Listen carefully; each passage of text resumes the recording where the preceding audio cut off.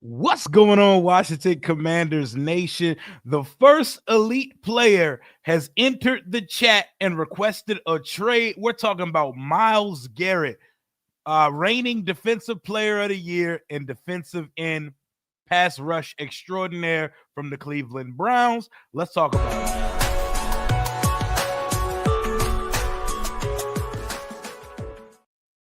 Per Adam Schefter, this is word for word a press release, a statement, a memo, whatever you want to call it.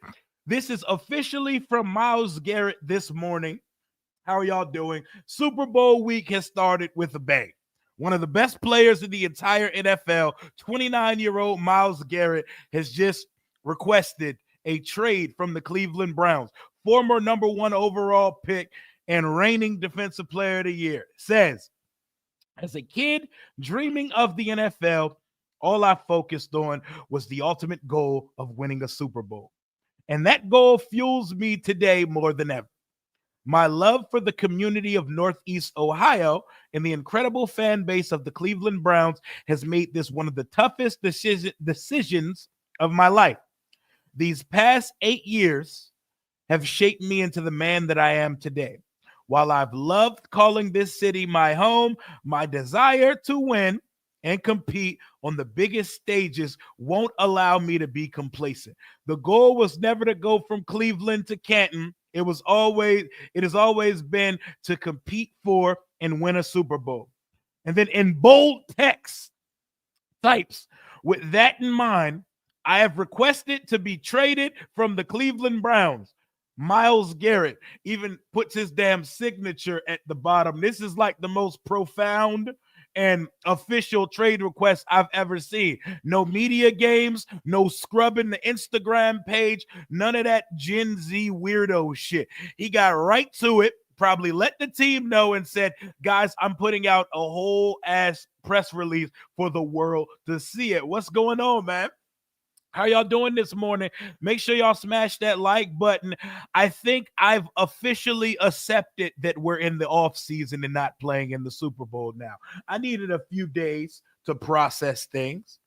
It's Monday, February 3rd, and we can now say we are 10 toes and fully entrenched to all season. I got my Adam Peters background behind me, and I'm ready to see how we maneuver in the 2025 offseason. The first domino has dropped. We're going to sit here. We're going to talk about a bunch of irrational hypotheses and is this player going to request a trade? Is that player? I see Garrett Wilson's. I see DK Metcalf, Max Crosby. That is all speculation until we see something on wax. You know what's on wax? This official ass trade request coming from Myles Garrett. This is not some shabby, regular ass defensive end. This is a phenomenal football player. Like if you go to his career statistic, Myles Garrett in his 8 years in the league, he only had under 10 sacks his rookie season. I believe he missed game. This is what Myles Garrett's careers look like since 2017.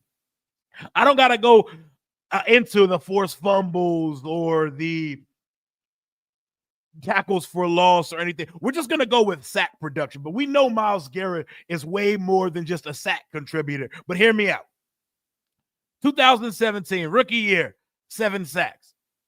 Second year, 13 and a half, 10, 12, 16, 16, 14, 14. That is 102 and a half sacks in 8 seasons. 102 and a half. And he's 29 years old. He's not even 30 years old yet. And who wouldn't want that on your football team? There's going to be somebody out there waving the flag of, no, but that's some Daniel Snyder type shit. No, the fuck it's not. Because we very rarely ever shot our shot and succeeded at acquiring a MVP level player during the Dan Snyder era. So I'm going to need those folks who believe that to sit this shit out. Sit this one out. Because this is not for you. Should Washington, I'm gonna stop you right there. Yes, Washington should pursue. We're looking at our off-season list, our grocery shopping list of needs, and a versatile edge that can also contain and set an edge, but go get the quarterback. We need a playmaker on our defensive line. Dante Fowler had a good season. Wouldn't call him a playmaker. Dorrance Armstrong, we're paying him good coin. Wouldn't call him a playmaker, And our defensive interior tackles, we already know how that is. They're being paid like playmakers. We're not necessarily getting the production and performance of two playmakers up front. Myles Garrett is as playmaker as a playmaker gets. I have no doubts he fits the commander tag that Dan Quinn and Adam Peters and Lance Newmark and company have set forth when it comes to acquiring a player. Your team is not going to be built by a bunch of trades and free agent opportunity and free agent signing. But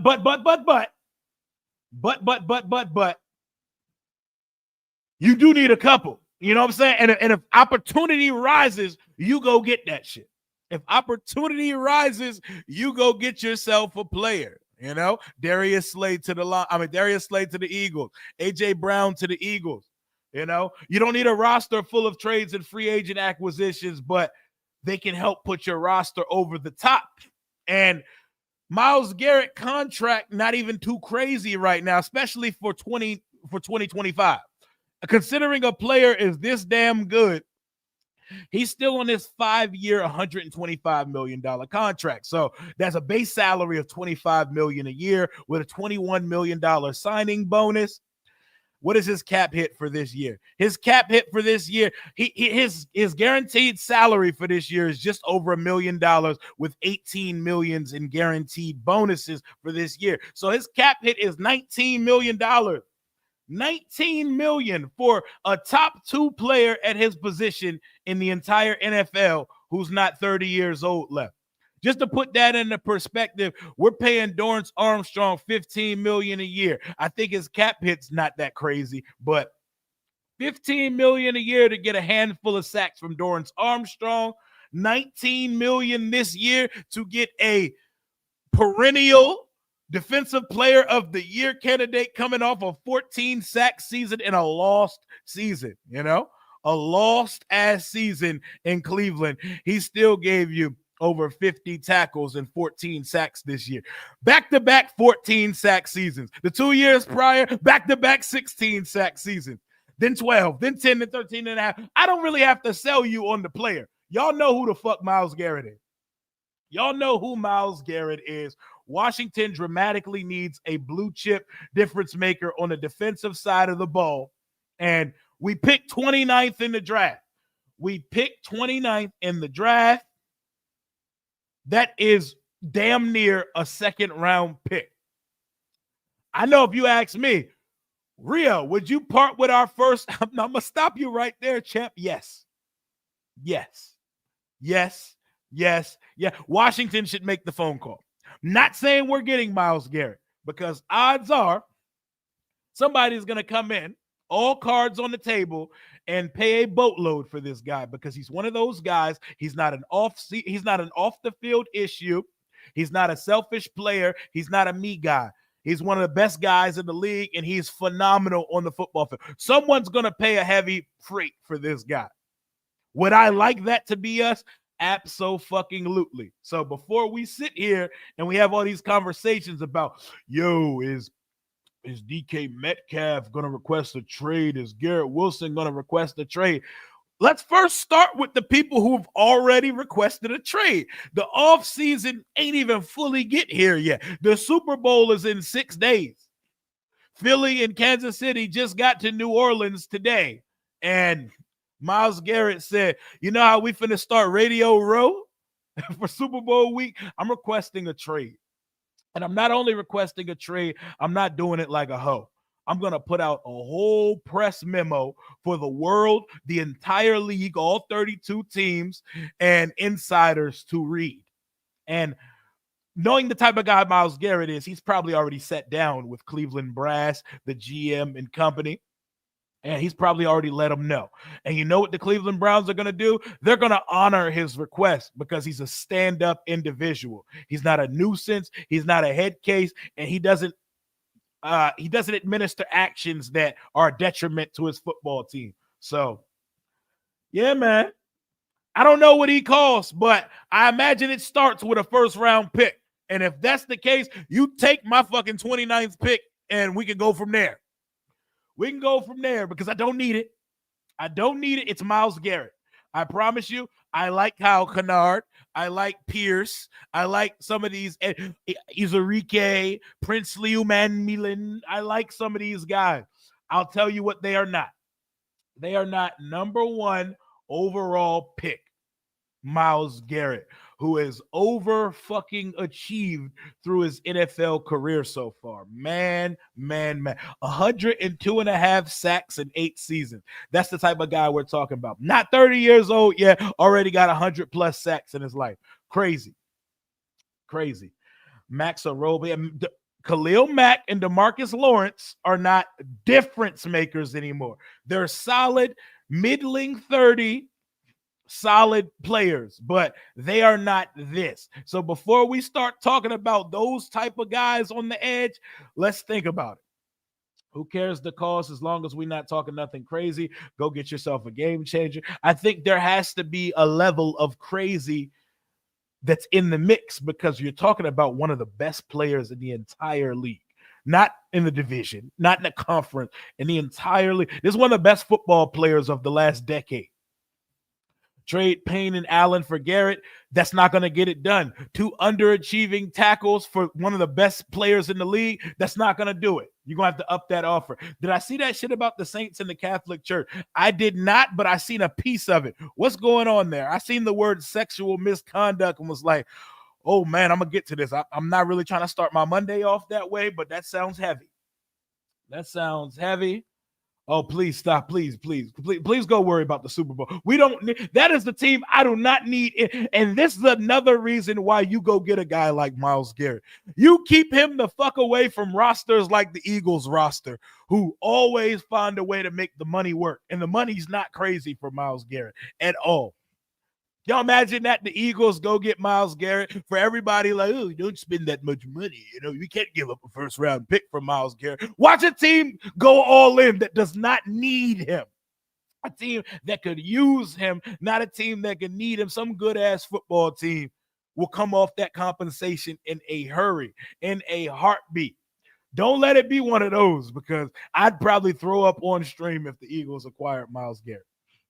John Allen in a second. I like where your head's at. That's not enough. It's not enough.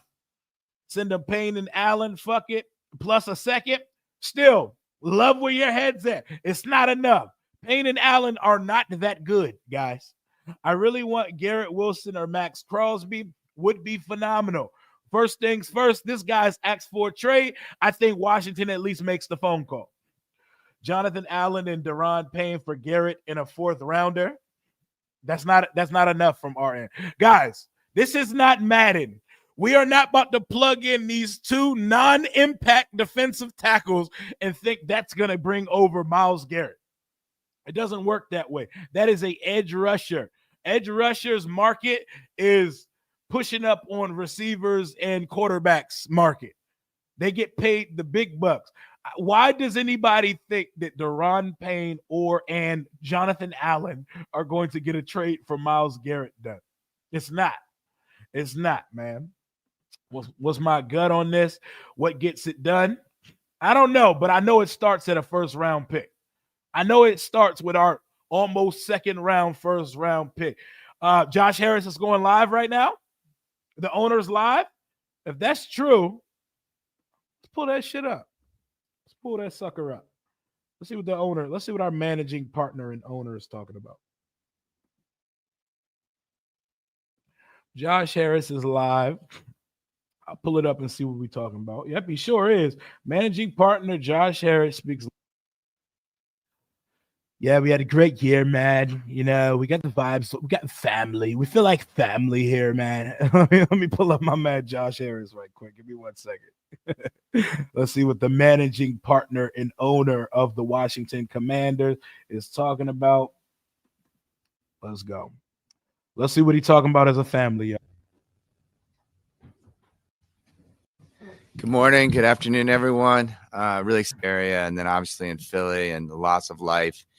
And my heart and the hearts of all of us here at the Commanders go out to the souls that were lost and their families. And then I just want to say thank you to the first responders who are helping really deal with this situation. So just take a moment. Now let's talk football. And by the way, Bobby, good to see you. Doug, thank you for being here. I'm honored. So first of all, I'd be lying if I didn't say that I wish we were in New Orleans. Me too, but man. Me too. That aside, I mean, obviously I couldn't be prouder of the team, the players, the fans, the coaching staff, front office. And so I just want to say thank you to Adam Peters and his staff for what you did, Coach Quinn and Dan, your staff. And then obviously it's a testament to your leadership, the culture that we built and where we ended up. NFC championship game, first time since 1991. And obviously acknowledge the players, Bobby, but also all the players, just showed up. It was a new situation, and you guys killed it. And so just mentioning the captain, Zach, Terry, Jeremy, Bobby, and obviously Jaden and what he did. And lastly, I wanted to say on behalf of our ownership group, thank you, DMV. We couldn't have done it without you. You showed up, and thank you to our community of fans. I mean, I couldn't believe when I was out, I went to every game, and I'd see Commanders fans and faithful everywhere I went, and it just grew and grew and grew. And I can't tell you how much it means to all of us here, the team, to feel supported when they go to war, when we go to war, knowing that the fans are on our corner means a lot to us. So with that, future is bright, and I'll open it up to questions. Josh, over here, John Keim, ESPN. So may as well get this one out of the way first. It's become a topic again, but what plans, if any, do you have with rebranding, whether it's name, jersey, and how does winning impact how you view that situation? Yeah, so just to hit the name first, like we're focused on, we're back to saying, what we said all last year, which is focused on winning football games, on getting prepared for next year, on fixing up Ashburn and the stadium. We could talk about that, and then on engaging with the community of Washington. And so right now, and now in this building, the name Commanders means something. It means that Exactly. it's about players who are love football, are great at football, hit hard, mentally tough, great teammates. And so it's really meaningful that name is growing in meaning. And so, but as far as rebranding and bringing our past, which obviously I grew up with, and all the Super Bowl championships and our future together, you're going to see us head back towards, honoring our past and bringing it together with our future. And how does winning impact? How does this season and the winning impact how aggressive you may want to see the organization be when it comes to free agency and other moves this offseason? Look, we're looking for Commanders. I don't know if y'all caught what just happened, but he pretty much just told y'all that there's a new uniform coming. There's a new uniform coming. There's not going to be any tweaks. There's going to be a whole new uniform. All right. We have 3 uniforms at the time: a burgundy set, a white set, and a black set. A 4th uniform is coming. I will stop it there. Let's continue. And whether it be free agency, trades, draft, and obviously we have a lot of cap flexibility. For example, the Eagles have their traditional green, they have their whites, they have their battle black, and they got their Kelly greens. Washington has an alternate. Washington does not have a throwback type uniform. We're going to get back to the roots of our past. put 2 and 2 together. Something that looks like the Redskin uniforms is coming. And word on the street is coming as soon as this offseason. But let's hear what our owners got to say. We have a full slate of draft picks. Certainly we're going to be talking to other teams where we can find players that, are great at what they do and fit our culture and are great teammates and are situationally aware and hit hard and are tough. Like we're going to get them to come. And so, we're totally focused on improving our team from last year. And I think we're going to do that. Josh, Ben Standig with The Athletic. To the point of improving on the team, you guys obviously with Jaden, it looks like you may have found a really good young quarterback going forward. That also comes with the opportunity with him on a rookie contract for the next couple of years. How do you kind of assess that opportunity, and do you think that leads to being more aggressive in free agency this year? Yeah, we have a massive opportunity, and we're not. None of us are taking that lightly. We're all fully committed to continuing to build our team and be elite over the long term, right? And so, and obviously that that we understand that contract and those dynamics. And so, like I said, where we can find players that fit us and that we think are going to bring it, we're going to go after them. And so, I don't know how that translates to aggressiveness in free agency, where Adam and Dan are hard at work and they're going to advise me on that.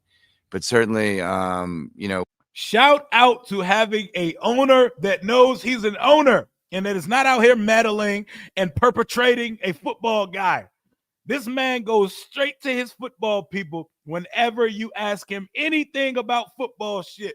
Love it, love it, love it. We ain't never going to see this man come off the boat and make a pick for this team, but I'm going to let him continue.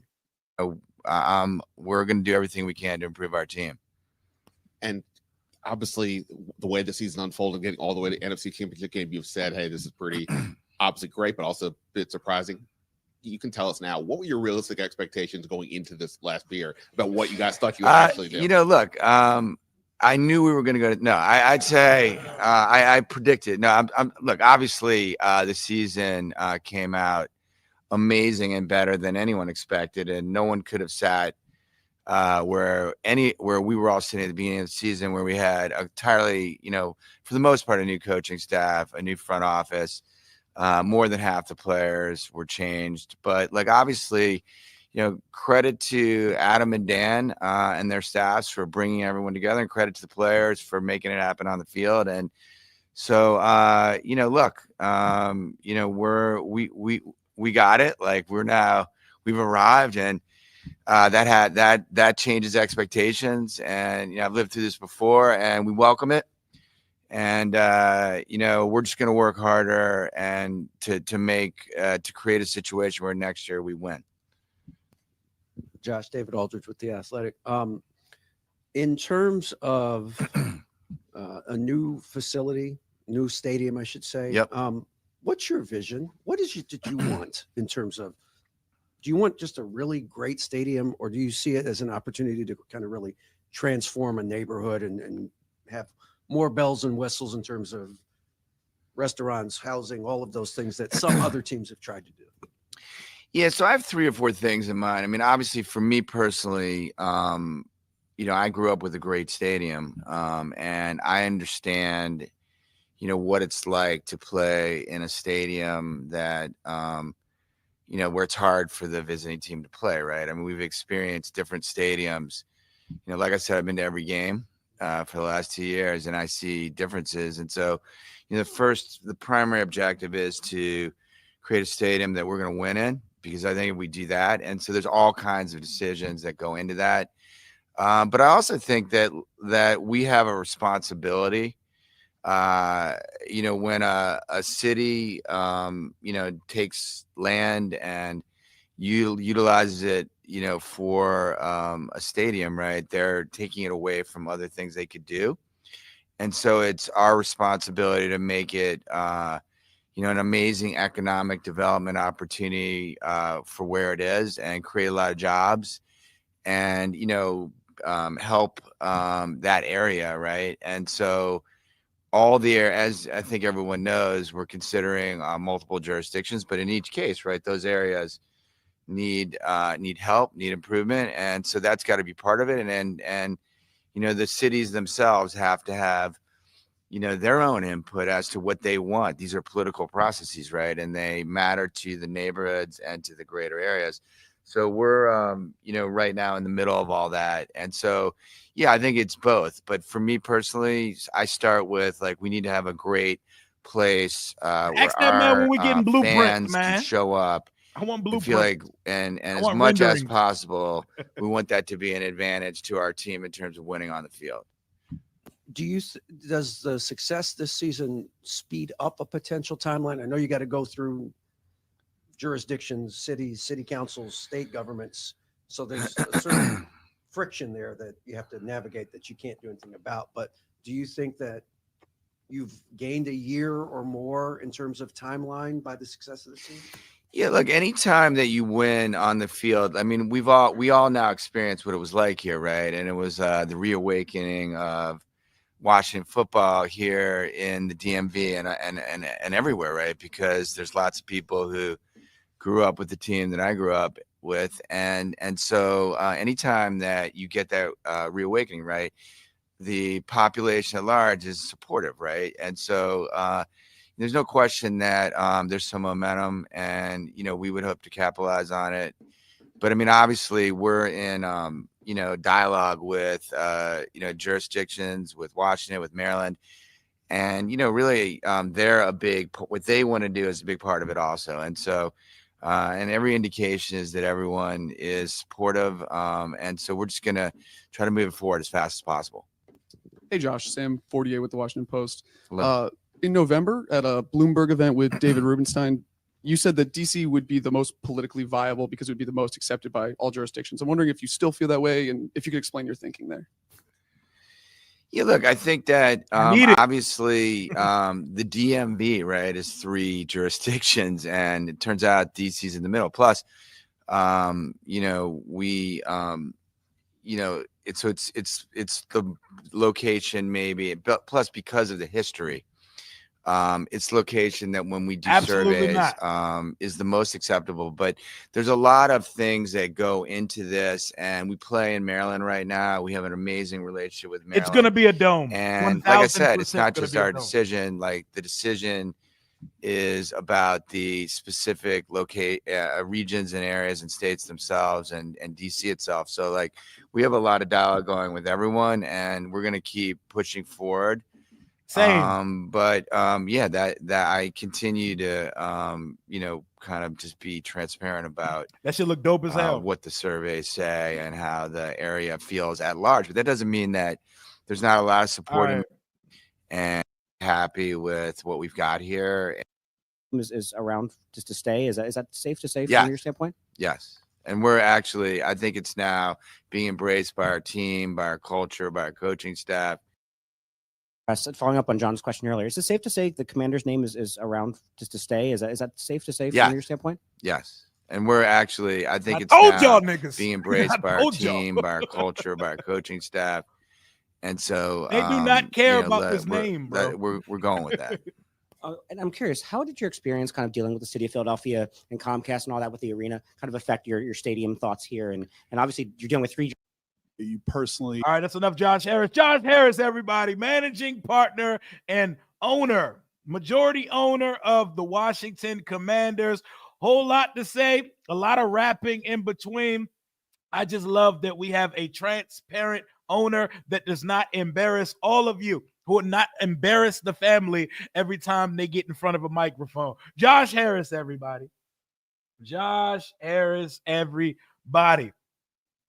Y'all let these Eagles fans get their shit off, bro. They in the Super Bowl this week. Respect to them. Go Chiefs, but let them get their shit off. Let them come in and troll, you know what I'm saying? But, man, yo, Josh Harris is hilarious, yo. But it's good to hear from him, though. It's definitely good to hear from him. Name not going nowhere. They're about to add an addition to the uniform set. That's what's about to happen. So before y'all go expecting them to come out with 4 fresh new uniforms for the team, that is not what's happening. There's going to be an addition to the uniforms, and that addition could eventually be a main uniform of the team, but it's going to start as an alternate. Let's move on from that. Also, the name Commanders is not going anywhere anytime soon, if it's actually ever even going to go anywhere. So back to topic. Let's talk about Myles Garrett again, because I'm seeing mixed opinions on it. What I do want to dispel is this would not be a Dan Snyder move at all. Nothing about Myles Garrett says Dan Snyder. Myles Garrett is still in his prime. He's still in his peak excellence and superhero abilities. Myles Garrett, we never acquired a player like Myles Garrett during the Daniel Snyder era. Please put it on wax if you saw a player with the positional value and excellence of Myles Garrett pre-30 years old in the Dan Snyder area, because we did not do that. We did not do that. There's nothing Dan Snyder about it at all. Like, we didn't make smart moves. If you put 4 or 5 years on Myles Garrett, then you're talking Dan Snyder territory. When we actually traded for elite players, it was when their prime was in their rear view. We didn't go out and get prime motherfucking elite players during the Dan Snyder era. You know, Albert Haynesworth is a defensive tackle. Stay with me now. Albert Haynesworth was an unrestricted free agent defensive tackle. Stay with me. That was stupid. Clinton Portis is a running back. Stay with me now. What's the earliest stuff opens up for us to make some moves? When the Super Bowl ends, trades can begin, right? No. We traded for Alex Smith. The week of the Super Bowl a few years back. Trades could happen as of today, I believe. After the regular season ends, niggas can get traded again. I think that's the case, you know? And Myles Garrett's under contract through 2027. He's under contract for a couple more years, and his contract is not the craziest. I believe he had a front-loaded ass contract. So I don't believe you're even paying. He's making Marshawn Lattimore money. What y'all think? Marshawn Lattimore money for Myles Garrett, or Marshawn Lattimore money for Marshawn Lattimore? I'm just saying, man. The Lions should be all over it. A good team like the Lions and the Eagles gonna fuck around and get him, while our fans say, no, we can't do it. Another thing I want to dispel, Myles Garrett, trading for him would not prohibit us from being a draft and development team. It wouldn't change anything. We would be docked a couple picks, and we would continue to have draft picks that we need Adam Peters to hit on. Trading for Myles Garrett doesn't say, oh, we're not developing rookies anymore. We're still going to have picks. We're still going to have like 5 or 6 picks if we do. And all the picks would not be from this one draft class. So you're spreading them out. Guys, trading for an excellent player does not take you out of draft and development territory. I'm just saying. I'm not saying it's the end all be all. I'm telling you that Washington should be interested in an excellent player at a position of need.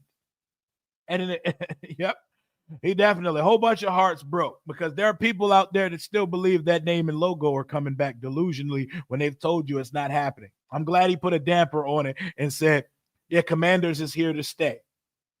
You know, would we really even need to extend Myles? I mean, I'm pretty sure that would ease the process of transitioning him from Cleveland to here, but you don't even need to extend him right now, unless he comes in your office and says, yeah, my contract was front loaded and he's back a couple years. You know, I need a little bit more. Because I'm putting out too much production to be making $19 million in a season. But you don't have to extend him unless they put that stipulation on a trade. You don't got to extend. He's under contract through 2027. He'd become an unrestricted free agent in 2027. You know what Myles Garrett's never going to do? Become an unrestricted free agent while he still has great football left in him, because first team all-pro players don't hit free agency. They don't. They're under team control through the entire prime of their careers. So I'm just saying, man. We should at least shoot our shot. Adam Peters, I took him at his word when he said that Even if we don't make a trade, we're always going to be actively engaged in conversations. We're going to be on the phone. We're going to be working the phones. We're going to be gauging and monitoring situations. I see no difference here, man. I see no difference, bro. Myles Garrett would be a great pick. I mean, there's no downside to picking up a guy like Myles Garrett. First and third this year, second and 26. We get Myles third in 2026. Okay. Snyder traded up for RG3. You're talking about trading rookies. Snyder did a lot of stupid shit. Snyder did a lot of reckless shit, but did nothing about making an attempted trade for Myles Garrett should give anyone with a brain Dan Snyder vibes, you know? Do we want Bryce Huff? We're cool. Y'all go ahead and keep it. Bryce Huff ain't even contribute. That's how good Philly's roster is. These niggas can miss on free agents and they still lit. And most of that was conducted through the draft. But let's not act like the A.J. Brown and Darius Slay trades did not help boost this organization to another level. There's more than one way to skin a cat, and you are not throwing away a plan of draft and development if you go get a great player who's still under 30 that is phenomenal. But we shall see. Do I think we trade for Myles Garrett? No, I don't think we do. Do I think we're going to be engaged in conversations for Myles Garrett? Yes, I think we're definitely going to gauge the market, see what the cost is going to be. We're going to weigh out the compensation. And I think we're going to be on a short list of teams that would like the services of Myles Garrett. I think someone really good is going to pony up the compensation and add a little sweetener to it. Add a little sweetener to it, and they're going to go get that guy.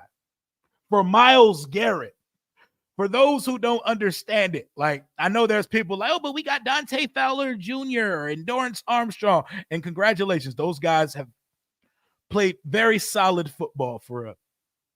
You're talking about a guy who hasn't had under 10 sacks since 2017, his rookie season.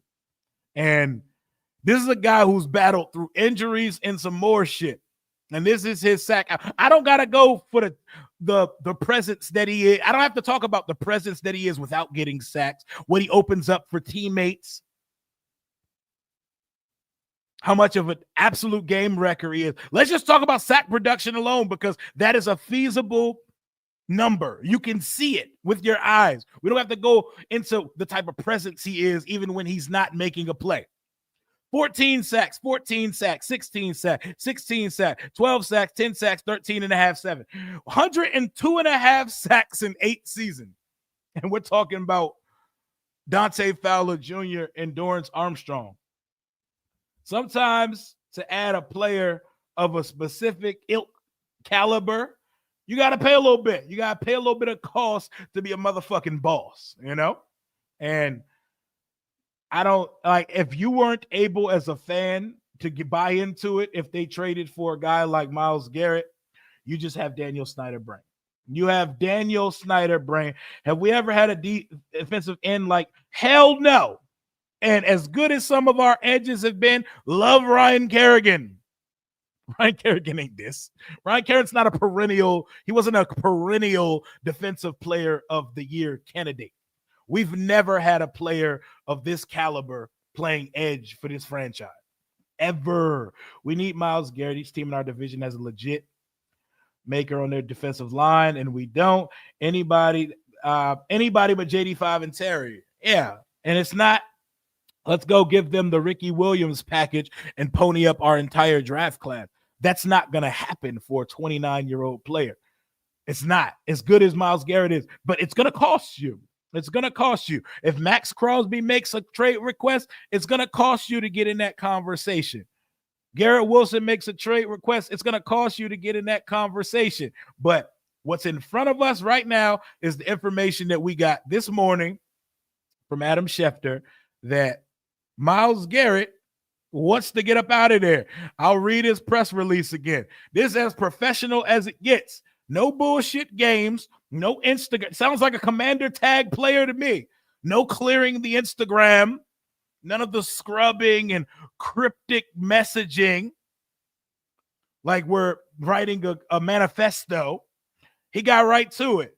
As a kid dreaming of the NFL, all I focused on was the ultimate goal of winning a Super Bowl. And that goal fuels me today more than ever. My love for the community of Northeast Ohio and the incredible fan base of the Cleveland Browns has made this one of the toughest decisions of my life. These past 8 years have shaped me into the man that I am today. While I've loved calling this city my home, my desire to win and compete on the biggest stages won't allow me to be complacent. Second pick in the draft, by the way. This goal was never to go from Cleveland to Canton. It has always been to compete and win a Super Bowl. And then in bold letters, very, very dramatic at the end. With that in mind, I have requested to be traded from the Cleveland Browns, says Myles Garrett, even put a signature on that hoe. So that's as serious as it gets when it comes to a trade request. That is as serious as it gets. So I'm just saying.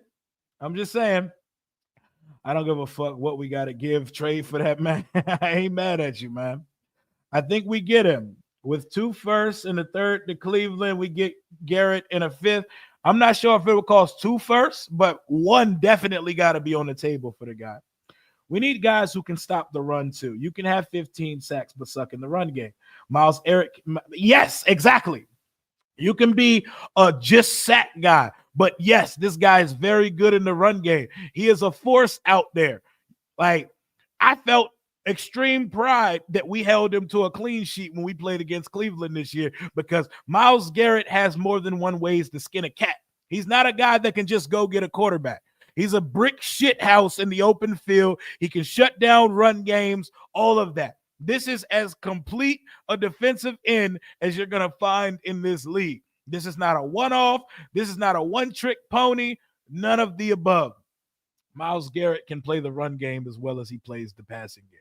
He's one of those guys. So it's more than just sack production with this guy, man.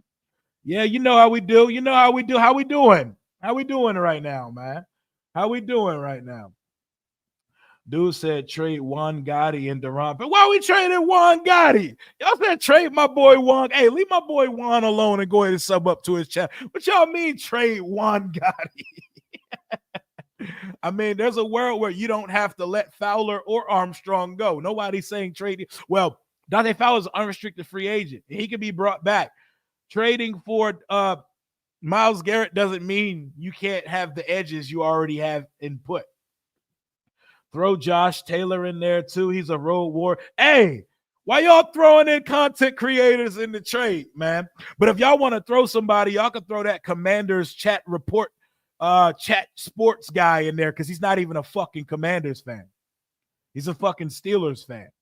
And he's just an aggregate grifter who hosts a channel about this team. Y'all can throw that whole channel in the trade.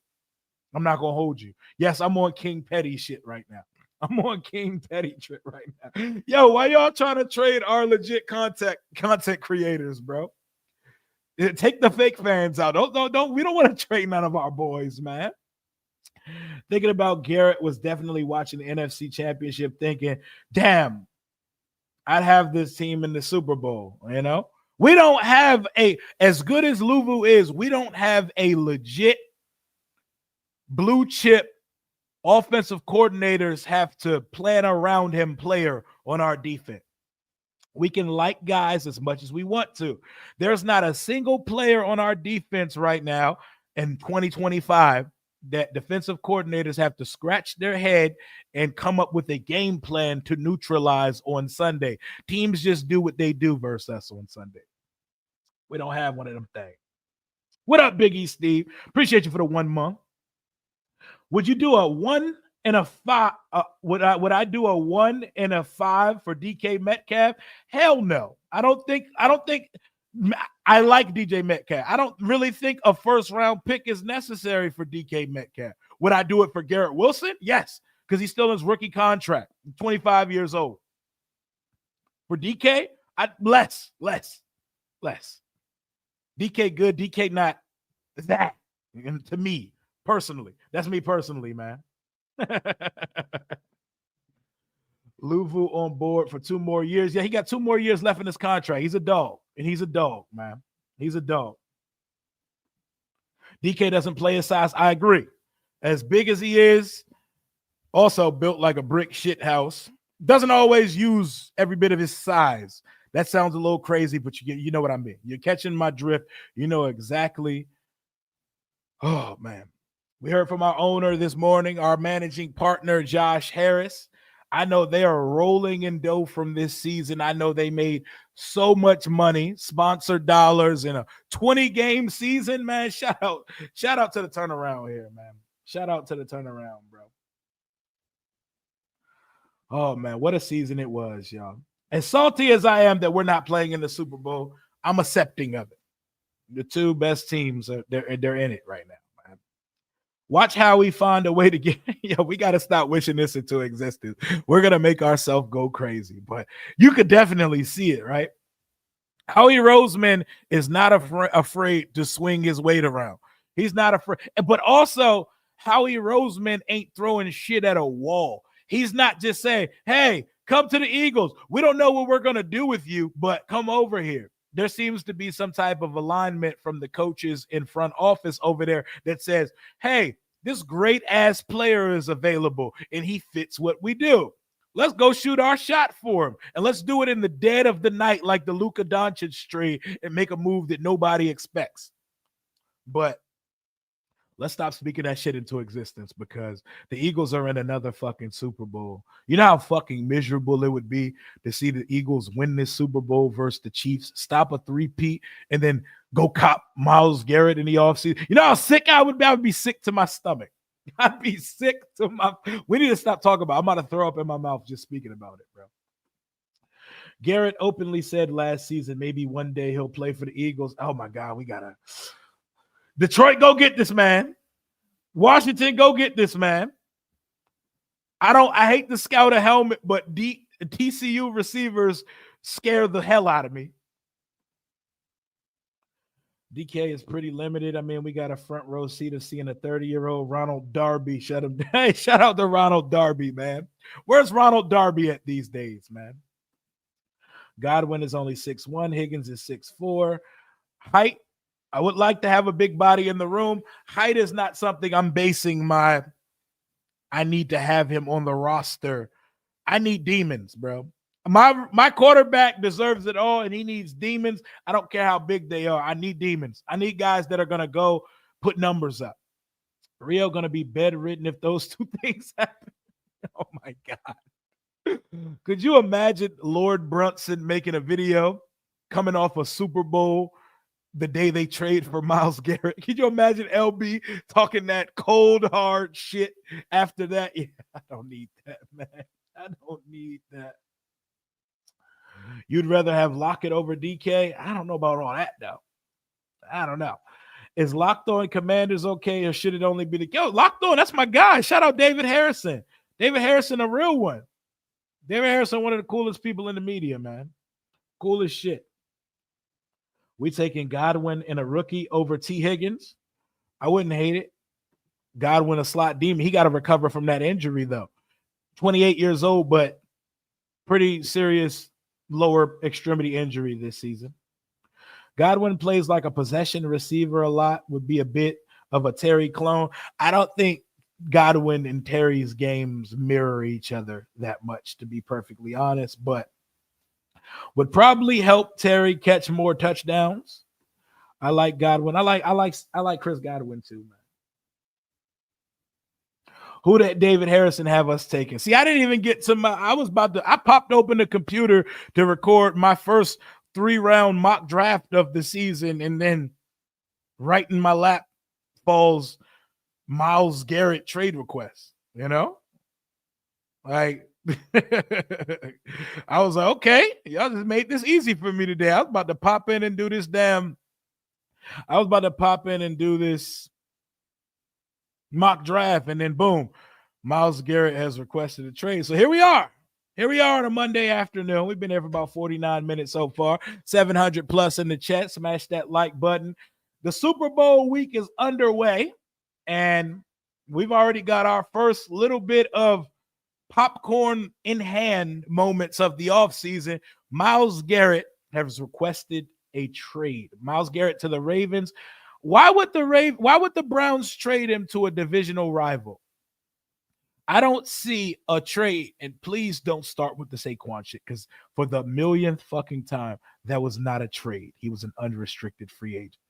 You don't see stars, elite stars in the prime of their careers traded in division. Why would they trade him to the Ravens, you know? Those are just the fashion jerseys. Every team in the league has fashion jerseys. Don't get too excited about the fashion jerseys. There's a black one and there's a white one. Those are called the fashion line of the NFL. Everybody has them. Real content going to feed all this. Oh, we're going to be out here. We're pressing that button whenever information comes out. Someone asks for a trade, we're going to talk about it. We sign somebody, we're going to talk about it. We move up or down the board, we're going to talk about it. It's the offseason, baby. We're here. Saquon was in his prime, traded in division. Saquon did not get traded. You non-knowers of ball.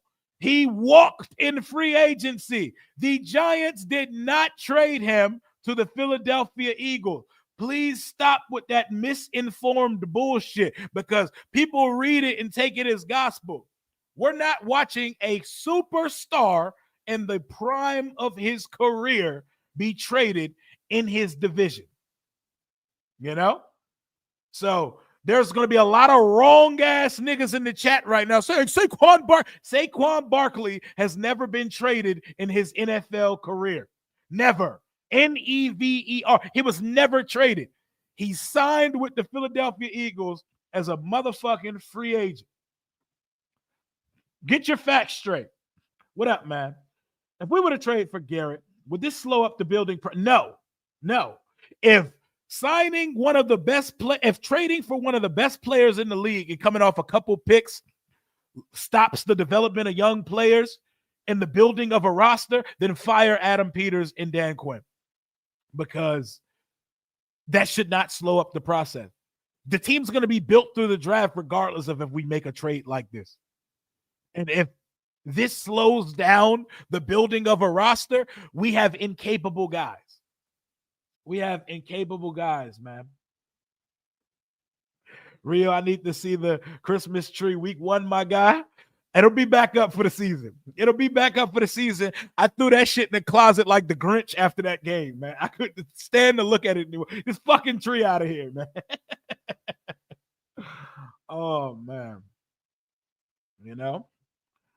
Saquon Barkley was never traded anywhere. I want people to be informed. I can't be having my folks out here walking around spreading misinformation.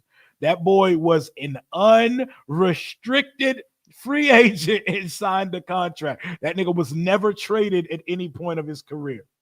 Also, he's a running back. It makes it different, but also main objective was never traded. I'm surprised you ain't throw that tree off the bat. I wanted to. I almost threw that shit away. I was mad as hell.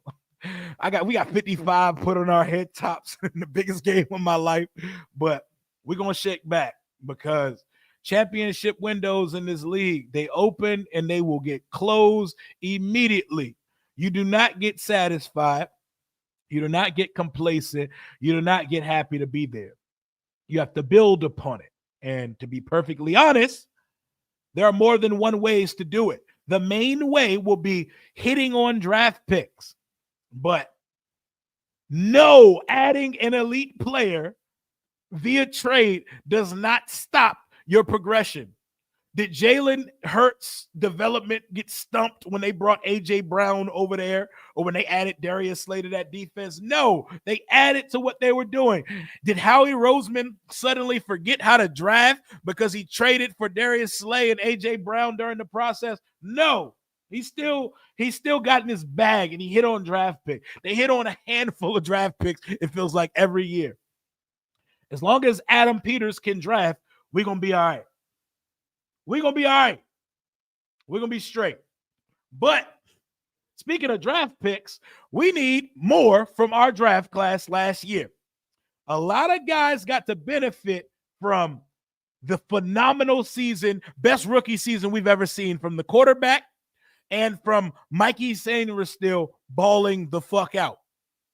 Brandon Coleman had his ups and downs, but we got enough from a third-round tackle than I expected. A little bit more than enough. The rest of that draft class was a big nothing burger in 2024. That does tell me that this is a good sign that we didn't need to hit on every draft pick to see instant success. We got a second-round tight end that didn't contribute to football this year. We got a third-round receiver that didn't contribute to football this year. We got a linebacker in the 5th round that played some special teams, did not really touch the field as a linebacker. We got a safety turned linebacker in Dominique Hampton that I hear good things about, never seen him play. He's always hurt. And we need to get more from some of these guys. We need to get more from some of these guys in 2025. And they may pan out. But the plan isn't to sit back and just, we got to see what we got in these guys before we build these. No. You add talent to your roster, and they need to earn themselves a spot, a niche, a role on the team. We're not going to not add wide receiver talent because Luke McCaffrey's in the room, or not add a vertical dynamic threat tight end because Ben Sinnott's in the room. You're going to keep adding talent, but you want them to also add on and ascend in their second year, in their third year. So you're not throwing away these guys because they didn't produce in their rookie season, but you're also not going to sit back and just wait for them to be good. You're going to put talent on the roster and make them earn their keep. We got to stop being like so finicky and so fragile. But why are we going to add talent when we have Ben Sinnott or Luke McCaffrey? No, they gotta earn their keep around these parts. This is a competitive environment here in Ashburn now. They got to earn their keep. The fan base want to shop at Foreman Mills. See, there's a healthy balance, you know? I don't think we're just going to go out and madden this shit up. Like, we're going to sign T. Higgins. We're going to sign Trey Smith. We're going to sign Javon Holland. No, that's not how the fuck this is about to happen. There's a healthy in-between of finding the right guys for your organization and adding talent to your roster. It does not mean you sign every player that fans know. It also doesn't mean you go to the thrift shop on day one of free agency. Ron Rivera and them, they was going to the thrift shop. They was thrifting. They was out there looking for Temu finds on night one of free agency. Like, we should not be thrifting at 12:01 on free agency new league year day. Like, we can't be doing all that. We can't be doing all that, man. Oh, man. It don't work like that. Kyle Pitts, fast as shit, too. He hasn't been utilized properly in his career, so he would probably be cheap on the open market. I think Cliff Kingsbury could find a niche for Kyle Pitts. I don't know. I mean, he unrinsed, washed Zach Ertz, so you never know. There is no Jahmyr Gibbs in the class. You want a Jahmyr Gibbs? Ashton Genty's going very earlier in the draft. There are guys that offer a skill set in speed combination, but top 15 running backs do not grow on trees. But maybe a Dylan Sampson or a Travion Henderson, they can give you some of the traits of a Jahmyr. There's no Jahmyr Gibbs in this class.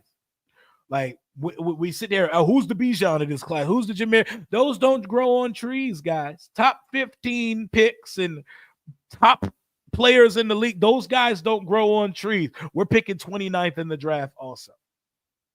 Another thing, teams that pick 29th in the draft, good teams, they're calculated and aggressive when it comes to moving.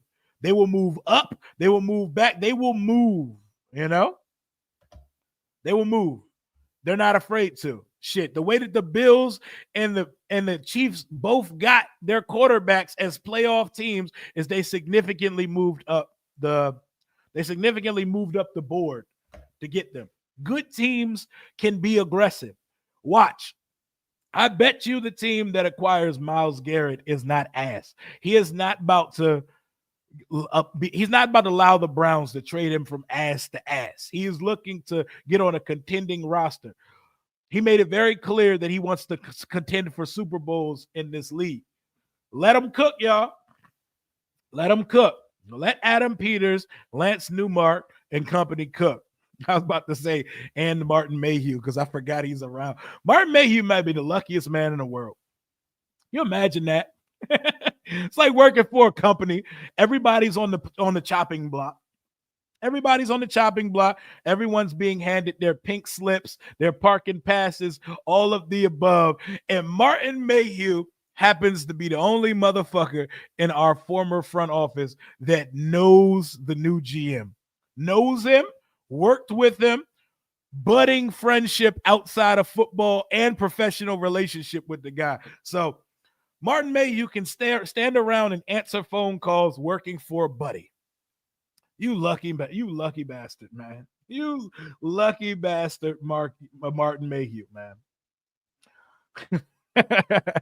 That's a lucky dude. You just happen to know the new CEO when everybody you know is getting fired, man. I'm telling you, baby, it's a who you know world. What you know matters, but who you know trumps it. If you know somebody, opportunities will be presented to you that would never come to the average folk.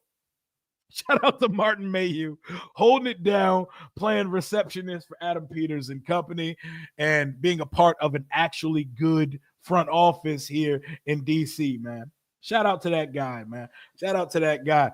I wouldn't say Scatterbo a fullback. Why are we throwing fullback at him because he's white? Don't throw fullback at Scatterbo just because he's white. Scatterbo nice, man. He nice. Don't throw – y'all calling that man Mike Sellers? Y'all calling that man a whole fullback?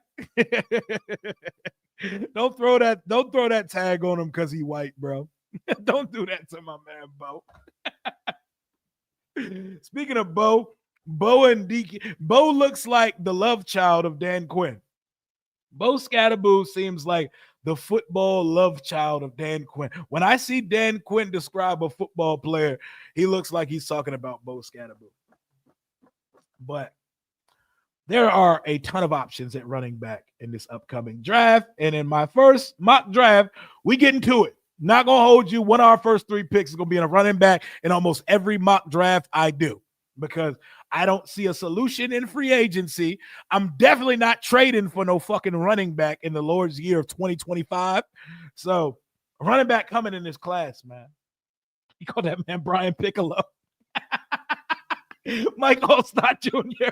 Yo, Mike Allstott used to get in our ass, bro. I hated this neck roll as running back, Mike Allstott.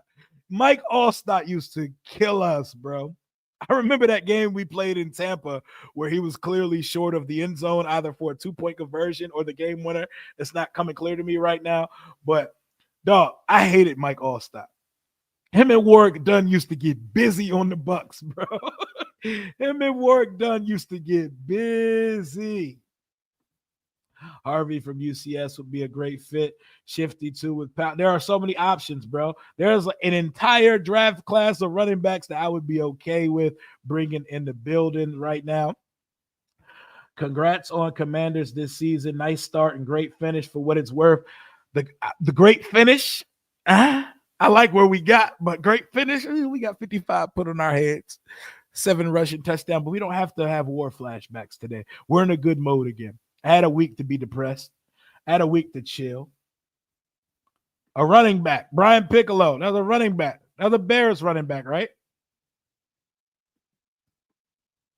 Him and Gale Sayers, right? Allstott was a grown ass man. Larry Zonka, like shit. So round 1 running back is what you say. No BPA. No, BPA. And if the running back is the best player on the board, take him. BPA. That's if we have a first round pick, because there's a chance that we go out and we get Myles Garrett. Per Jordan Schultz, Fox Sports NFL Insider, An unprompted text from a high-level NFL executive. I'd give up 2 first-round picks and more to land Myles Garrett. See, why are we got Bama setting the market before teams are even talking to them? Shut up. That's probably a team that's not even in on Myles Garrett, trying to make someone pay heavy coin to get him. That or an agent. Like, let's relax. Peyton Hillis the 5th. I still can't believe Peyton Hillis made the Madden cover. That had to be the funniest shit ever. Peyton Hillis made the Madden cover. He was getting busy, but Peyton Hillis on the Madden cover, that's crazy, EA Sport. I can't believe this ever happened. You know? Hey, I'm not even mad at Louvu for trying to LeVar leap to Palomalu hop over their center and stop the tush push. He's sick of that shit. He was so sick of that shit, he almost got them rewarded a touchdown because he ain't want to see it. That boy was flying like shit. I'm not mad at Louvu for that. At least he out there trying. Louvu, one of the couple people on defense I can say actually played in the NFC Championship game, man. Spicy pepperoni. I'm so torn between Travion Henderson and Omarion Hampton. Henderson feels that home run hitter we desperately need, but Hampton could be our Joe Mixon. Ooh, one of them is going to be in my first mocks. My answer to that is yes. The answer is yes. Yeah, whenever you throw any of these top running backs, you say either or, my answer is going to be yes, I need one. I need one. I want a home run hitter, but also if it's a running back that's good at everything like Omarion Hampton, I will take that in a heartbeat. I think he's the best all-around running back in the class. You like the old school jersey with the spear on the side? The 70th anniversary ones are the ones y'all are talking about. I do like them. I like our throwbacks.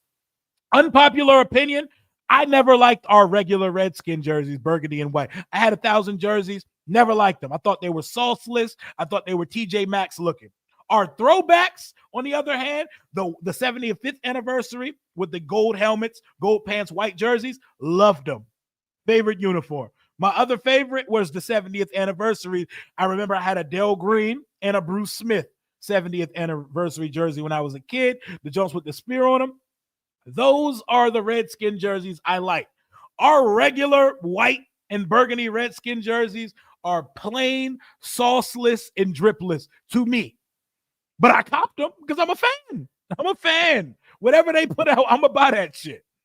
But if they're going to be adding a 4th uniform, I think we're going to get a modern version of what the throwbacks look like. That's me, though. That's just my opinion. I don't know shit. Kind of. I don't know much. But I imagine we're getting a modern take on an old classic. Kind of like the Eagles did with the Kelly Greens. I think we're doing that. Just speculation, though. Just speculation, though. We'll see. Our regular home and away uniforms as the Redskins, though, them joints was sauceless, bro. Them joints was sauceless, bro. Ketchup and mustard. Oh, my God. Ketchup and mustard. Shout out to Chris. Was it Chris 06? Chris 608? Chris 806, whatever his name is, the Eagles fan, calls us the ketchup and mustards. I hate that shit. I hate that shit so much. If I had to guess, I think it's going to be the white uniform. I think we're going to, just as a guess, I don't know shit. So don't come for me. My guess is it's going to be a gold helmet with a W on that bitch with stripes on it, a white throwback looking jersey, and it's going to have the option of burgundy pants with a stripe or gold pants with a stripe. We're going to see, though. You're going to see, though. Y'all sorry franchise ain't getting Myles. Yeah, our sorry franchise that just went to the NFC Championship in year 1 of the rebuild. Mm-hmm. Yeah, thanks, Bot. Thanks for sharing your opinion, Bot. Carry on with your Monday. Our Commanders going to keep the name? Yes, they're going to keep the name. I don't give a fuck about the name. I hope Commander stays because I think it's embarrassing to change the name again. Just keep it and go. Just fucking win. All I care about is what they did this year. We're back to winning. We're back to winning, man. We're back to winning. If Mariota leaves, bring Tate Heineke back. No, I'm cool. I'm totally cool. Let Maga Heineke go somewhere else. I do not give a fuck about bringing Taylor Heineke back. Shouldn't we do colored throwbacks to wear them at home, or does it not matter? I mean, that matters. That definitely matters. But it's going to be a burgundy jersey or a white jersey. I can say that. It's going to be one of the two. You know?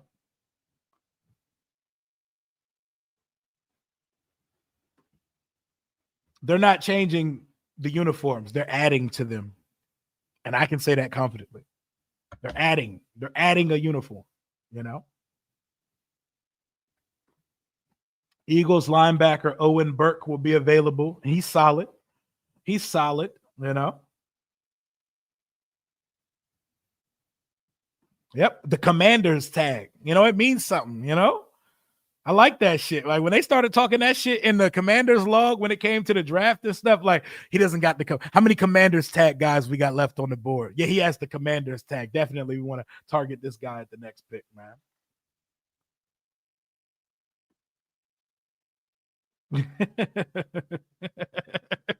They still love this man, Taylor Heineke. Fuck that nigga, man. I don't give a fuck about it. I appreciated his year to two of good backupness, but keep that motherfucker where he at, man. I'm cool, bro. I don't need any backups that inspire confidence from fans because our fans are weird. I'm cool on that shit, man. Is Shador to the Giants a threat? I think Shador could be all right, and I think he could be a solid quarterback in this league. I think they better build him a fucking fortress in front of him, though, because he has a Sam Howell type processing clock. He takes a long time to get to where he needs to, and he's not an extended play improv type of guy. So if they draft him, they better build something in front of him, man. You know? Yo, my inspo Rio. What up, Anthony? Is this your full time? I want to do the same thing. Absolutely. I took a couple days off. We had to get to the new month, and we about to get active now. Expect hella streams this off season. You know, we need to all congregate and kick it, shoot ideas off each other, argue a little bit. We got to do whatever it takes to get to the off season because I don't know about y'all, but not seeing Jaden play for 6-7 months, that hurts, man. That hurt. We got to watch 5 for 20 games this season, and you mean to tell me I don't get to see him play again till August? Till September? Oh, my heartstrings, man. My heartstring. Would I be mad if they got rid of the black? Yeah, because I really like the black uniforms. I don't think they're scrapping it, though. I think they're adding a fourth alternate, you know? Look at the Eagles. The Eagles have 4 uniforms. A lot of teams have 4 uniforms. We only have 3. We're still a newish thing, but we only have 3. We're going to have 4 now. The Senior Bowl quarterback play was a 2-pack of ass. The Giants about to draft Jackson Dart, though, so no worries, guys. Oh, man. Jameis. Jameis is the most unintentionally funny professional athlete I've ever seen. I like the black. That shit's dripped out to me. I think a lot of fans want our team to look like they're from the fucking 60s. Like a lot of fans want our players to look like they have a fucking leather helmet with no face mask. They want everybody to have David Patton sleeves on that motherfucker and the jersey to look like y'all want to bring big shoulder pads back. Like that's not my bag, man. That's not my bag at all, man. Sam Hartman is our future backup quarterback. Yeah, I hope that's the plan. That would be nice. They do have a good rapport. And like I said, I don't need a backup that inspires supreme confidence and delusion from our fan base. You know, I don't need a backup that makes people think, I mean, I think if given the opportunity, he could be a friend. No, I'm cool. What up? Not completely related. The official team channel just dropped a Josh Harris press conference video talking about the season unis. Appreciate you, JTF. And we watched it on the channel as a family about 45 minutes ago. Appreciate you for the lookout. Appreciate you for the super chat and your channel membership and for being a moderator on this channel. It gets a little crowded with spam and bullshit sometimes in the chat. So I need all of y'all mods to go crazy when it's time. But yeah, we watched it. And Josh Harris, you know, he was rambling. You know, he'd be out there. Yeah, it was a good season. And, you know, The way Josh Harris talks cracks me up every time. But I get happy to hear it. I get happy to hear from him, man. Nepo Sanders ain't done anything at any level yet. He ain't his daddy, not even a little bit. And you think Shador hasn't done anything? You see Shiloh play? Shiloh about to be a DC defender in the next 2 years. He about to be a UFL legend. You know? What up, Derek? We haven't really had a home run hitting, but we haven't. Like, we were talking about this in a group chat the other day. Like, we got old man AP, Chris Thompson, Alfred Morris, who balled out, but a lot of the success was directly correlating to Robert's legs being a threat. But we haven't had a sure thing, surefire, bona fide star dog running back since Clinton Portis. And as good as Clinton Portis was in the open field, that boy, them Black and Miles was getting him caught sometimes in the open field. But yeah, we ain't had none of that. We ain't had one of them ones since Portis. Portis ain't took a snap since what, like 08, 09? Like, Jesus Christ, we went like 15 plus years without an answer. AP was a dog, though. He was running his ass off. I don't think anyone knew he had that much left in the tank when we got him, because it looked like he began his journey, man. I just need to put a check, direct deposit in the bank, because money issues came about. He was running his ass off. That boy was running like he needed every penny. And based on what we know about AP, he needed every penny out that motherfucker. Damn, Washington legend that we never got to see play, Bryce Love. I'm sure he's some successful surgeon, some neurosurgeon or something right now, but damn, he was supposed to be it. And Darius Geis, I know y'all remember that name. Darius Geis was supposed to be the motherfucking one. Man, who else went to kick it with Darius Geis when he was out here? Definitely went to a couple events that Darius Geis spontaneously threw. Very cool guy in person. Very cool guy in person, man. Always, man. Appreciate you for checking in with the guy. We got a little under 700 in the building here on a Monday afternoon. This is Rambling with Rio, where we ramble about the Washington Commanders. Smash that like button. Smash that like button. It would be greatly appreciated. Legend Roy Halou Jr. Matt Jones ran hard, but he had to fumble Rooskies. He had to fumble Rooskies. You still play with Geis in Madden? Shout out to Geis, man. Oh my God, we all did. We all did. I remember that draft. We were begging for Geis. We wanted him in the first round. We picked, 13 or 17 that year? Which year was that? Was that the Payne year? I think it was the Deron Payne year, man. His head wasn't in the game. Yeah, Geis was, wild boy, but he was cool a couple times I met him. So I can't really, but y'all remember that draft? I remember our fans, we were ready to march. Like, they wanted him in the first round. They were like, take Darius Geis in the first. I think that was the Payne draft. I may be wrong, but I think Geis was the Payne draft. We wanted him in the first. And then our second round pick came up. Geis was on the board. Fans were like, oh, easy pick. It has to be Geis. And then Jay Gruden traded back, and they were like, whoa, how could you not take Darius Geis? That's when alarm bells started. I was excited either way. I wanted Geis, but I can't lie. After Geis was anticipated to go top 15, top 20, had a weird meeting with the Eagles. Some weird rumors were coming out. When we got to the second round, and then we traded back, and then Geis was still on the board, I was like, what's going on here? What exactly is the case here? Because there's clearly something to these off the field. Phantom off the field issues do come out during the draft process. It's a way the league conducts itself. It's fucked up. They will literally float out fake stories to help get a guy,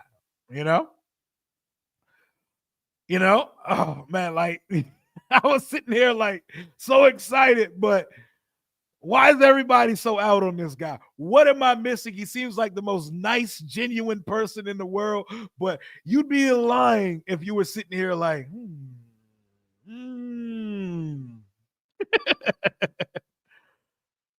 Oh man.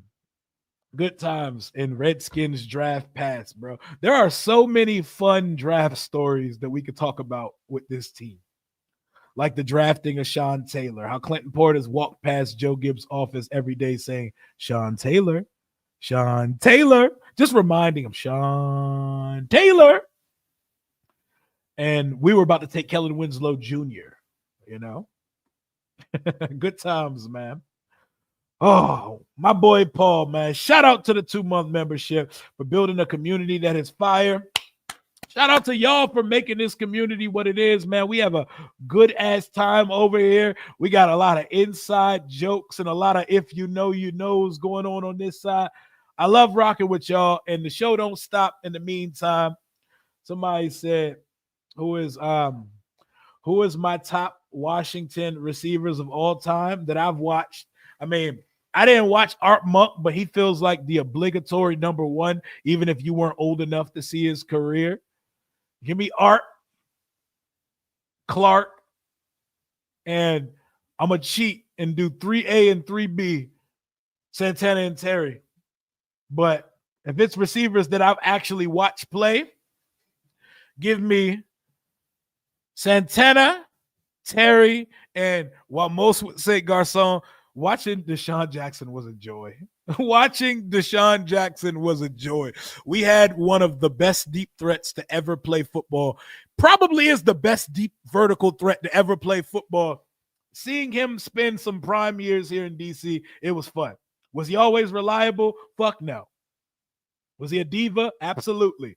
Was he like the most fun shit we've had on this roster in a long time? Hell yeah. Deshaun was really able to flip a game immediately in one play. I loved the Deshaun Jackson experience. Did his hamstring almost fall off the bone a couple times? Yes. Did he not always come into the season in great shape? Yes. But it was so fun, man. It was so fun, man. Rio, what site will you be using for the mock? I feel like I want to try my hand at it. PFN, the PFN Pro Football Mock, but there's also PFF and other stuff too. I think FanSpeak. I like PFN. I like their ranking, but you got to be careful. They don't have I don't think they have players stacked up and ordered in a objective nature just yet. I would let some of the draft stuff play out, but we going with it. I did my first mock off of PFN, Pro Football Network. Probably get that up to you sometime this evening. You know, Alfred Morris still driving his 96 Toyota Corolla. Shout out to Morris, man. He a real one. He a real one for real, man. And Morris, that boy ain't have no special abilities, but he ran his ass off. And he had vision. Vision can do a lot for you as a running back. You know how we all get on Brian Robinson Jr. for not having vision? Like, vision can turn a weak ass. That says Jay Taylor. My freaky ass thought this said Joy Taylor. I said, what Joy Taylor doing in the Westbrook, so much untapped potential. Michael Westbrook, you know, that boy beat the shit out of. He sucker punched and beat the shit out of Stephen Davis. That's still a wild situation that we had that thing happen, and it was on tape. Y'all just naming any receiver now. What y'all about to pull out? Lavernius Coles. Lavernius Cole. Hey, Lavernius Cole was getting active for a little bit. Lavernius was getting active. Oh my God, prime JD5 with. We never like Terry and Tana can both say that they suffered a lot from the fact that they played with a million quarterback. Santana was just doing numbers with anybody. He was just doing numbers with anybody, bro. Jordan Reed without the generational, man. Hey, bring her nephew down though. Mason Taylor can pull up. He could pull up to the situation. Joy Taylor, a full-size snap. What Jason Whitlock say? That caramel skin. That peanut butter skin. That peanut butter skin and that big rack. Jason Whitlock. Hungry ass Jason Whitlock, man. Y'all gonna forget. Hey, whoa, why we doing that to Cooley? What's wrong with Cooley? Whoa. Why Cooley catching strays on a Monday? I love Chris Cooley. I love y'all remember our excitement when a priority free agent signing was Paul Richardson? What we give him? 5 for 40? Do we give him something crazy like 5 years, 40 million or something crazy? What did we give Paul Richardson? It was something nuts. He came in with the number 10 jersey and did absolutely fucking nada. Paul Richardson Jr. What a waste of salary cap space, man. Oh, shit. Rumors are, hey, man, hey. We not questioning men's manhood over this joint. Chris Cooley, man, hey, that's my guy, bro. I love my guy, Captain Chaos, man. Trey Quinn. Oh, it was 60. No, do we really give 60 million to Paul Richardson? Hold up now. We did a lot of dumb shit in the past, man. We did a lot of big shit in the past.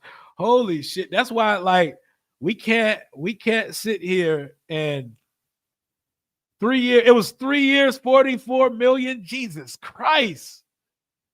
So we gave him almost 15 million a year to do nothing. Hey, I'm not gonna hold you. I remember I was coming from a school field trip from Busch Gardens, and I remember listening to the draft. And I was like, oh my God, we got Malcolm Kelly, Devin Thomas, and Fred Davis in the second round. In one round, we drafted 2 receivers and a tight end. And you know what my dumb ass did when I went home? I went home and got on Photo Bucket. And I got on my picture editor and I put together a collage of Jason Campbell and Clinton Portis and Malcolm Kelly and Fred Davis and Devin Thomas. And I made like the illest edit back in the day, posted that bitch on my bulletin on MySpace and said, best offense in the NFC East. I ain't new to this. I'm true to this, bro. Young me always thought what we were doing was right. The back of my head, I knew we was on some bullshit. But boy, young me used to get. But I ran home off the cheese Busch Garden trip and made an edit through Photo Bucket. Posted on my MySpace. Best offense in the NFC East. I remember my boys roasted me. My boy Ricky, a big Cowboys fan. Shout out to my boy Ricky. And I was hyped, bro. You couldn't tell me shit. We just got 2 of the best receivers in the draft, and I felt like the draft's best tight end. In one round, Jason Campbell was finna go crazy. Jason Campbell was about to go crazy. And then, like my guy said, reality locked him. Reality locked him. Oh, man. You had a Maurice Harris and Anthony Armstrong collide. Hey, bro, fandom is a mother. Shout out to AAA, by the way. Got to get him on the channel. I talked to him a couple times with my boy D Will on the Breaking Command ENT channel. Make sure y'all follow him up. But, man, the shit that we do, say, and put up with because of fandom, it's wild, bro. I've defended some people that's unforgivable for this team. Shout out 50-50. I got his autograph back in the day, man. Best offense in the NFC East with those. Hey, we had a dream second round for me, bro. That we kidding me? All we need is weapons, and Jason Campbell about to go crazy. Completely ignoring the fact that we didn't have great protection. What do I think from Mike Green from Marshall? I think he has probably the best bend in the draft. I think he can rush the passer, but I would like to see more. I would like to see more. I think he's nice though.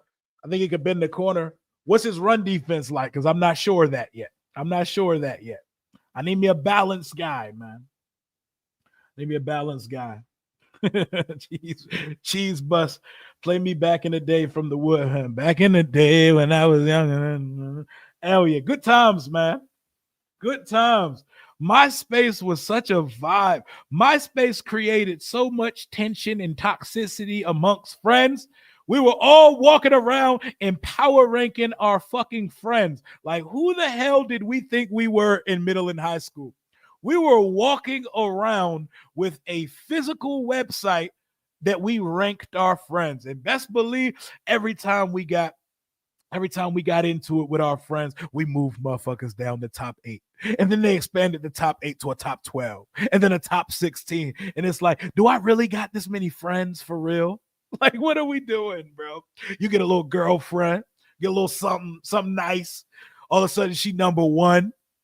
We all found out how to be hackers and coders because to add the cool backgrounds and page aesthetics and graphics to your page, you had to have coding and passwords. Shout out to MySpace, bro.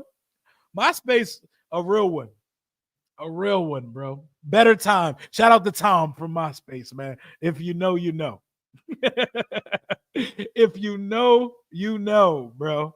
Good ass times, bro. I used to have the famous stars and straps in background. I used to always match my picture to the aesthetic of my wallpaper. And the music had to fit the vibe. Man, good times, man. Smash that like button. We on Monday afternoon, right before 1 p.m., and we're sitting here talking about MySpace and collages of Devin Thomas and Malcolm Kelly. You're not going to find this type of content anywhere else in the community. So you're going to want to lock in with your boy, especially during these long, grueling off seasons, man. Lock in with your boy, smash that like button, comment on the video, and subscribe to the channel. We got to get to over 20,000 subscribers on the channel this year, 20 to 25 by the time the year ends. Oh, it feels good because when you look back and embark on a full retrospective of what this team used to be, you can breathe now knowing that we're under a different type of management, ownership, all of that good stuff, man. Yo, MySpace taught us lessons, bro. MySpace prepared a lot of people for what they were going to be doing in the future, man. Forever grateful. Forever grateful, man. The experts love Travion Henderson. Yeah, McShay said that boy should go in the first round. It feels good, right? Very good. I was impressed with Fowler and Armstrong's play. Would that prohibit me from adding Myles Garrett to the roster? No, but I was there. Come on now, we got 10.5 sacks from a guy making $3.2 million this year. And Dorrance Armstrong was solid, especially during the playoff run. But when you have a chance to acquire something special, you do not miss that. I mean, you do not say, oh, but we got a couple solid guys. Our edge rushers can't play the run. And as someone who once championed both Montez Sweat and Chase Young and also agreed with when we traded them both, I am willing to admit, while neither of them were sack demons is crazy, I know, roast me. None of them were sack demons, but boy, could they play the fucking run. Montez and Chase Young could set a goddamn edge. And you're not bouncing runs outside on those guys. They got active on there. So we need some well-balanced edge rushers. Myles Garrett is as good as it gets. He's elite at everything. At everything. MySpace, Black Planet, AOL Instant Mess. Hey, man, I never did Yahoo Messenger, but AOL Instant Messenger was life, bro. Good times. Good times, man. Got my first nudes on AOL Instant Messenger via sent by digital camera to computer upload. Good times, man. You learned how to talk to girls on Instant Messenger back in the day, man. Good times, man. Uvu. Oh, man, this is taking me back for real. It's taking me back for real. Top of my board, Tetaroa McMillan on free agent on defense. Draft this receiver. Jordan, he's probably going in the top 15 of the draft. So unless you're willing to jump way up that board, I don't think Tetaroa McMillan is going to be available for this team. But who knows? The draft process is weird. Guys start falling for no reason. Some guy comes out and says, I think he's slow. He's not going to be able to get hands. He's going to get hands put him on in the league. All of a sudden, the guy's dropping. You never know. You never know. Some guys smoke the draft process and still don't go high. Like DK Metcalf had one of the best draft processes I've ever seen. He was still the last pick of the second round. You never know. Guys could go higher, lower. No one really knows. You know, we're just going off of what we hear and see. I was so committed to Thomas for some reason after his 100-yard game versus the Saints, but that boy did nothing. That Saints game was magical, man, until it wasn't. Until it wasn't. We had the undefeated eventual Super Bowl champions on the ropes. I will never forgive Kareem Moore for that play. I will never forgive Kareem Moore for that play where he got benched for the football. Give me that shit. Give me that shit. You know? Barkley is injured. I ain't wishing no injuries on him, but he's been injured before. Saquon's a problem, regardless. We should rebrand to the Washington Sack Demons. The Sack Demons. We need some more sack production before we can go that far. Our D-line are really good backups, role players, situational type guys. I think I like Dorrance Armstrong starting when there's a baller on the other end of the line. I like him much better as a starter with a sure thing on the opposite side of the line. Max Crosby, he has that Raider for life type energy, but we're going to see. Maybe the floodgates open up and all the players that we've heard rumored to ask for a trade this year, maybe they do so. Maybe they follow suit and maybe they pop out there and ask for a trade now. We're going to see. We're going to find out real soon who's ready to stand on business because rumors sound cool, but you got to put something to it. You got to put something to it, man. If you want to trade, ask for it. Don't be playing the games. Don't be playing those stupid ass Instagram game. Or let me scrub every picture of me with a jersey. Let me put a black profile picture. According to my buddy Josh Taylor, JTFB, the Commanders have the second highest odds of trading for Myles Garrett at plus 500 and behind the Cowboys at plus 400. They have the Cowboys as the favorite to trade for Myles Garrett. I would have thought the Lions would be number one after what happened to Aiden Hutchinson. Well, they do have Zadarius Smith now, but I mean, he ain't Myles Garrett. But why are the Cowboys opening up as favorites for Myles Garrett? Is that their insurance option if Parsons doesn't work out? Because they for damn sure, I don't believe, can pay Micah Parsons and Myles Garrett. But man, Myles Garrett and Micah Parsons, that's a fucking nightmare. Could y'all imagine that? Could y'all imagine that?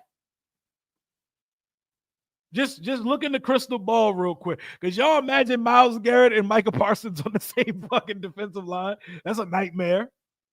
That is a nightmare. Oh, my God.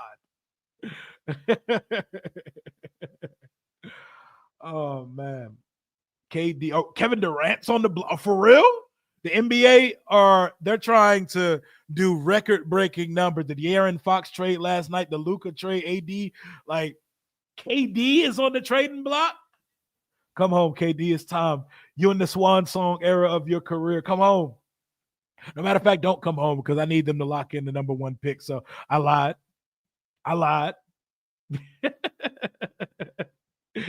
And they're cheap too. Like they're notoriously cheap. They call them boys Cap Boy. Why would the Cowboys open up as the favorite for him? That's weird. That's weird as hell. What up, my guy? What's going on, man? Suns are fielding calls for Kevin Durant. Holy shit. What the fuck is going on in the NBA right now? One of the most exciting trade deadlines. No, probably the most exciting because the NBA trade deadline is all fun, but no games. Like it's a bunch of talk and no one ever gets moved. They getting active this year. Wow. Woo. Rio, do you remember Robert Greene? He used to be your health teacher in high school? No, I do not know. I do not. That does not ring a bell. That does not ring a bell. Phoenix wants Jimmy Butler. True. And that shit fell off with the Warriors. So they trying to get somebody to watch the sport again. They tired of the bullshit, man. 82 games and 75 of them are trash. Yeah, they need to cut that season about 42. 42. I would say 41 and split it in half, but I imagine the season needs to have a even number. Call it 40. NBA, play 40 games and go to the playoff. I promise you people will lock in.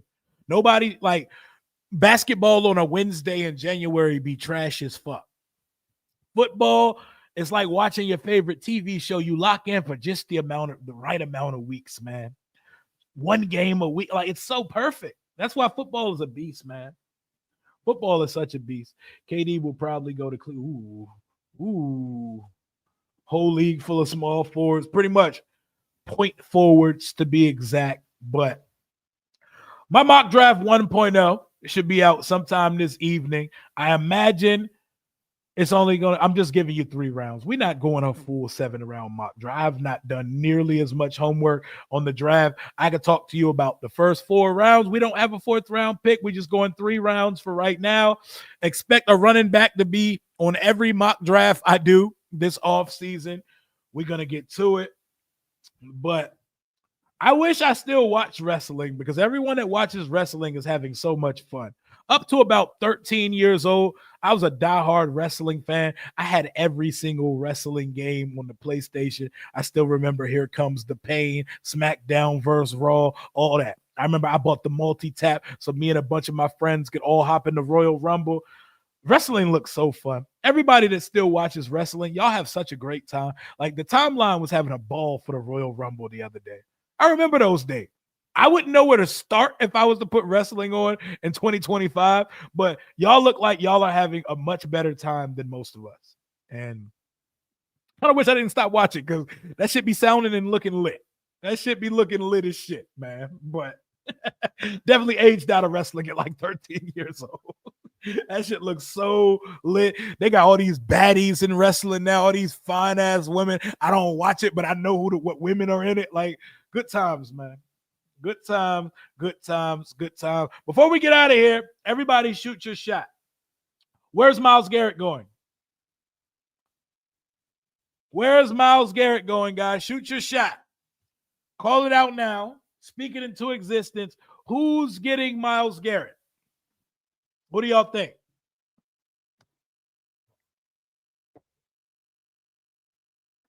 Washington, I like it. I like it. Going to Miami for Tua. Whoa, that's spicy. That is spicy. That is spicy. You know what? I'm going to do it. I'm going to do it, y'all. I'm going to do it. As we sit here on, what is today? February 9th? February 9th. February 3rd. Monday, February 3rd. I'm going to say it. Myles Garrett is coming to D.C. Myles Garrett is coming to Washington. Do I believe that? I don't know yet. Ask me again in a week. But I'm trying to speak some shit into existence. I would love to have Myles Garrett. Myles Garrett is, as Dan Quinn, Commander's tag gift. I'm calling it Garrett to DC, baby. Garrett to DC, baby. Let's go. I'm probably lying to myself, but Garrett to DC. Fuck it. Why not? We just spent almost 2 hours in this bitch talking about it. I'm going to call our shot. Myles Garrett to DC, because why the fuck not?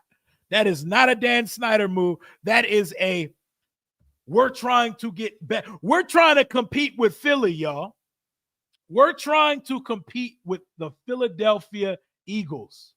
I don't know what it's going to cost, but if you want him, pay the cost, because it pay the cost to be the boss. Pay the cost to be the boss. We're trying to beat Philly. We're trying to compete with the Philadelphia Eagles. What we have right now is not enough. That would not prohibit us from still building in the draft because we still finna have picks. We still got free agency. We're going to add to this roster.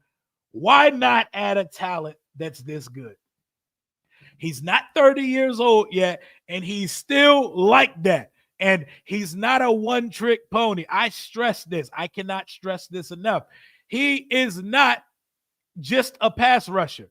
He plays the run really well. If you get Garrett, Khalil Mack is overkill. If you get Garrett, bring back Fowler and roll with Garrett, Fowler, Armstrong, and maybe a draft pick somewhere down the line. But if you get him, Mack would be unnecessary at that point, especially at the age he's at, mid-30s. But, bro, you got to build to compete with Philly. That don't mean go out and make a bunch of trades. Calculated aggression, know when to go all in. Know when to go all in. This is a difference maker on a level Washington's never seen at this position. We've seen a great career of Ryan Kerrigan. This dude here is ridiculous. Ridiculous. Via pass rush, via run, just game record. We would finally have a defensive player that defensive coordinators have to stay up and think about. And here's what I have to say about that also. Before you sit here and say, absolutely not, we can only get one, who would I prefer? Out of who? Out of Myles Garrett and company? Who are we talking about? Myles Garrett or what? Because Myles Garrett is probably going to be my take. I like Max Crosby. Myles Garrett's better than Max Crosby. And I really like him. I really like Max Crosby. He's not Myles Garrett. He is not Myles Garrett, you know? Come on down to DC, brother. Come compete for title. I'll tell you what, for those who are against it, you are going to have nightmares and your stomach is going to turn over if somebody like Philadelphia or Detroit gets Myles Garrett. You're going to be disgusted by it. You know? Eagles fuck around coming off a Super Bowl trade for Myles Garrett. You don't want to jump off your fucking balcony. Like head first, nose dive into the cement. Like it's going to be nasty work. It's going to be nasty work if that's the case, man. I don't think we're in a world where Washington could go out and acquire 2 blue chip talents like that via trade, but Myles Garrett, man, that would help, bro. That would help. Joe Witt's defense can use a game changer. And there's a difference between being a solid contributor and someone who just wrecks the shit out of an opponent. You know? Our front four, we have the worst front four in the NFC East. And it's a fact. And it ain't close. It ain't close, y'all. It's not close. And his money is like, obviously, I'm not stupid. If I'm Myles Garrett and I get traded here, I'm obviously gonna be like, let's go ahead and bust up this contract a little bit. Let's go ahead and fix some of this money because I'm out here giving elite production. Let's go ahead and touch up this contract a little bit. But as we speak today, February 3rd, his contract doable as shit. His contract, his guaranteed money is about the same as Marshawn Lattimore's next year. Who's more bang for your buck right now, guys? Myles Garrett or Marshawn Lattimore? Because it's about the same thing in 2025. It's a $19 million cap hit, and $18 million of which are bonuses. Myles Garrett's base salary is like $1.2 million in 2025. All of that shit is a bonus. It's like $18 million bonus. You know? So, what up, Justin? Deron Payne, our 1st and a 5th. Hey, let's go, man. Sign me up. Sign me up. Somebody got to get dealt. Somebody on our end got to get dealt. Because we're not getting nearly the production that we're supposed to be getting while shelling out top-tier coin for these players. Yes, it would, because Garrett is not making that much money. Another thing is, let's not look at the overall contract when it comes to these guys. These guys are going to get big deals. These guys already have big deals. Looking for what they cost the cap. Look at their cap hit. That is what's important. While T. Higgins may get $28-30 million a year on the open market. Is it front loaded? Is it back loaded? Is it team friendly? You need to look at the way that they bust up the contract. It's not as simple as, oh, he got 120 over 4 years. Like, look at how they structure that shit, because the NFL are the kings of funny money, monopoly money. They paint you a dream with the overall numbers, and agents post out the numbers. Agents get to Adam Schefter what the total number of the deal is. But when you look in the fine print, it'd be a bunch of bullshit. It'd be a bunch of bullshit, funny monopoly money, and a lot of it be based on incentives, production, backloaded contract. You gotta get down to it to truly understand what's going on there. But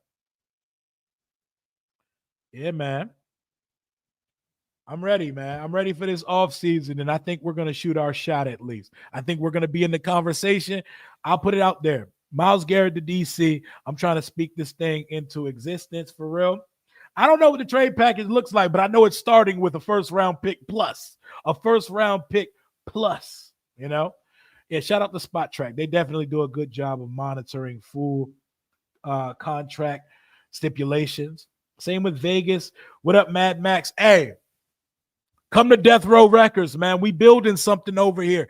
Come play for the youngest, most exciting, ascending young quarterback in the league. We trying to build a bully around him. We have 3 years to maximize the roster around this kid before he gets paid $1 billion.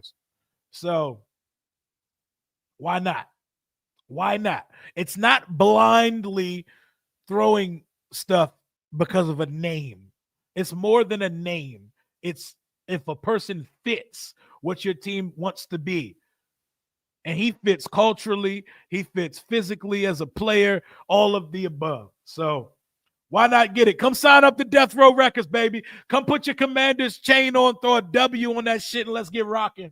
Come on down to DC. You see what we building. You got to see firsthand what 5 do this year when we shut you out.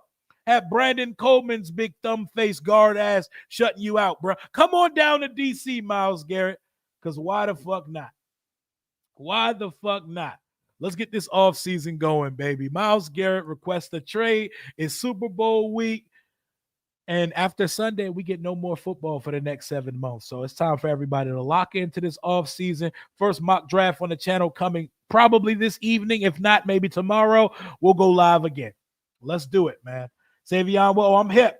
I'm hip to Savion Williams. I'm hip. We got a lot of draft, a lot of free agents, a lot of offseason conversation to talk about. That is all I got for right now. Thank you for rocking with your boy. Thank you for the over 500 people that are still watching. Smash that like button, subscribe, all that good stuff.